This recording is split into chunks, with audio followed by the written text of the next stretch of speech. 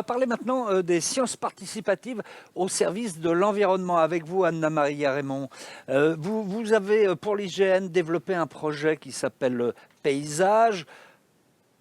Vous allez nous dire plus en détail, mais ça consiste à suivre, d'une certaine façon, l'artificialisation des sols. Pourquoi vous avez fait appel à des citoyens ou d'autres personnes extérieures Oui, à l'IGN? oui, donc en fait, l'objectif de ce projet, qui était un projet européen qui s'appelle Landsens, donc, était de mettre en place des observatoires citoyens pour le suivi de l'occupation de sols.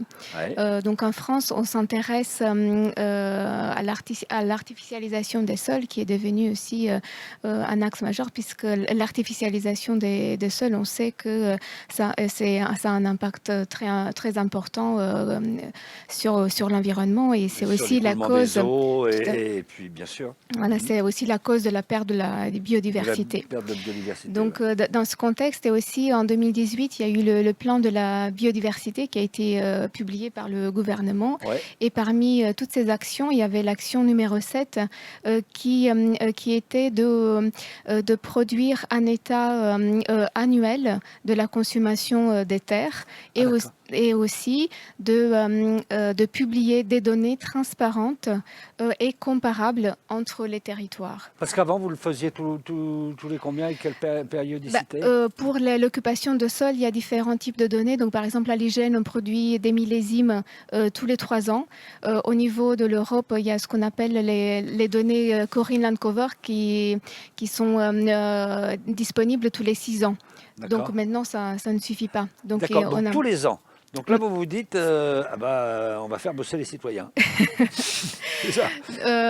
En fait, on est dans un esprit de co-collaboration, co-construction Ouais.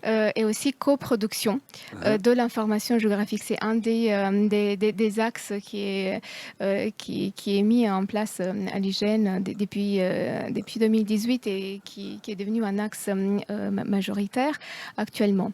Donc, dans ce contexte-là, l'idée était de savoir, est-ce qu'on peut construire un observatoire, est-ce qu'on peut mobiliser des contributeurs autour de cet observatoire, et quel type de contributeurs. Alors d'abord, qu'est-ce qu'il devait faire?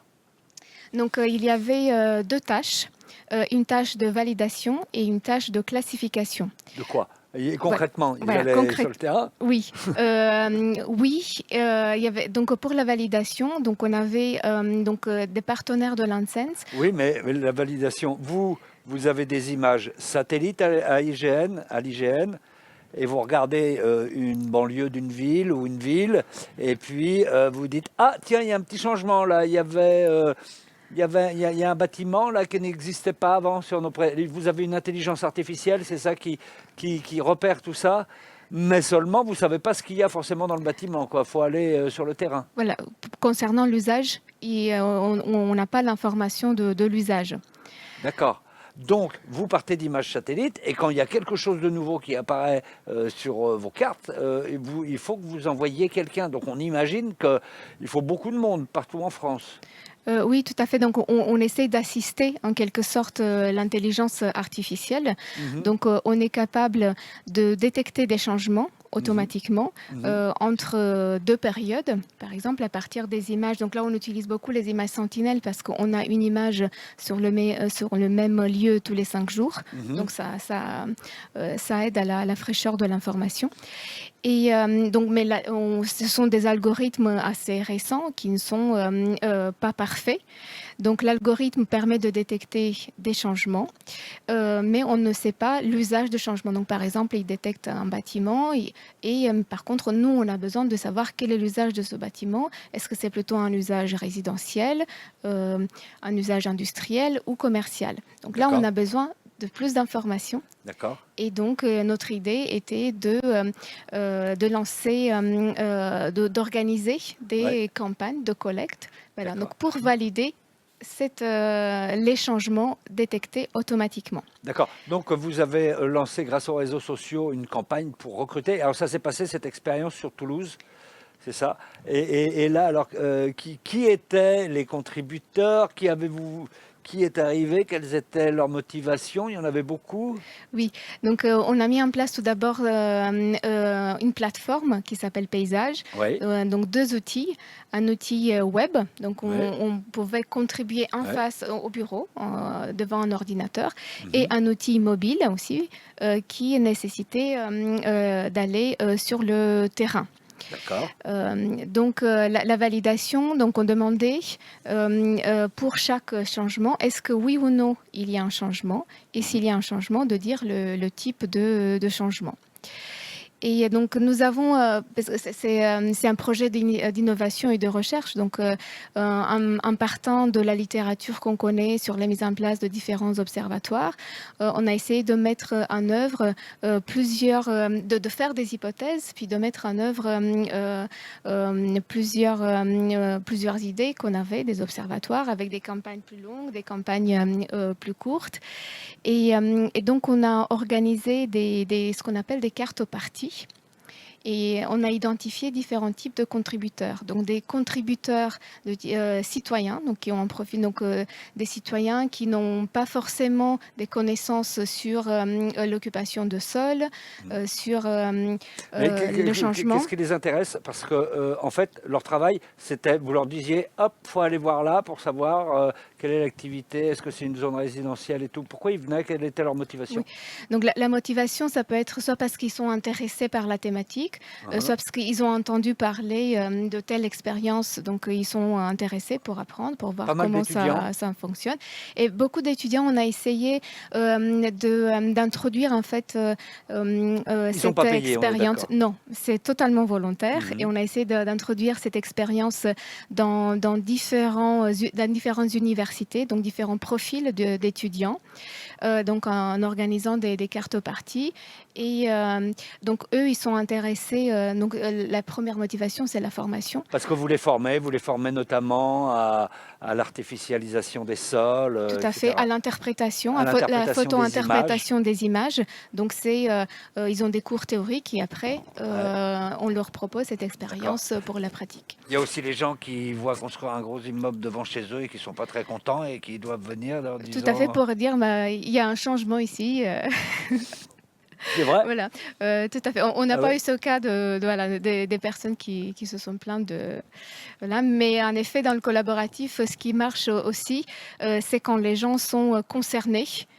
Et beaucoup, soit parce qu'il y a un dysfonctionnement, soit parce il y a une construction qui ne leur convient pas, etc. Ah Donc, ouais? dès qu'on est concerné, ça fonctionne. D'accord. Et on a aussi un autre profil de contributeurs. Ce sont les partenaires, en fait, les utilisateurs finaux de nos données. Qui Donc, sont qui? Des communes? ça peut être des communes, des collectivités locales. Oui. Là, dans notre cas, on a travaillé avec l'agence d'urbanisme de Toulouse. Hein? Eux, ils ont besoin des données plus fines, plus précises, et à une échelle d'actualité. Donc, Hein? attendre 3 ans, des fois, ce n'est pas assez. Et à eux, vous leur donnez en Donc, échange toutes les données. tout à fait. Donc, ils D'accord. Là, il y a participent. un échange. Et en fait, ce qui est très important aussi, c'est qu'en fait, ils sont partie prenante dès le début. On construit avec eux en fonction de leurs besoins. Après, ils participent. Et D'accord. à la fin, ils peuvent partir avec Sur les cette données. opération, vous aviez reçu 7000 alertes de changement, 7000 alertes de changement, 400 000 photos. Quel bilan vous en tirez? Ça marche les sciences participatives dans ce domaine? Oui, ben, les résultats sont très, très encourageants. Ah oui. Et donc, parce qu'après, donc on a utilisé ces alertes pour voir est-ce qu'on peut en effet mettre à jour les données d'artificialisation des sols.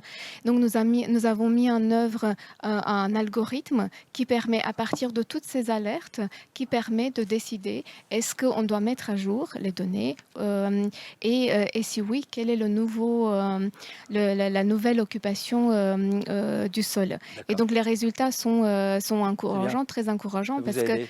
parmi toutes ces alertes, 87% des alertes ont généré des mises à jour. D'accord. Et alors ça c'est terminé, mais vous allez lancer aussi un autre projet là sur les chemins, juste pour conclure, sur les chemins de grande randonnée, c'est ça? Oui, en fait, on a à la fois d'autres projets et à la fois on lance d'autres projets. Donc là, pour les chemins de grande randonnée, c'est un autre type d'information collaborative. C'est on ne va pas mettre en place un observatoire ou une initiative, mais par contre, on utilise l'information qui est partagée par différents utilisateurs, donc suite à des pratiques sportives, par exemple. Et nous, on utilise cette information-là pour définir un référentiel métier pour le secours en montagne. Donc, pour aider le secours en montagne à mieux localiser les victimes. Donc les randonneurs qui passent par des petits chemins, etc., s'ils veulent contribuer, ils vont sur le site, sur votre site, et disent voilà, il y a un chemin ici, je passe par là, et ça permet, ils décrivent le chemin, et ça permet au secours derrière de pouvoir intervenir. Tout à fait. Après, on a à la fois la trajectoire et à la fois la description de la trace. Et donc, nous, on fait tout ce travail d'intégrer cette information qui existe pour pouvoir aider le secouriste et leur fournir des données fiables.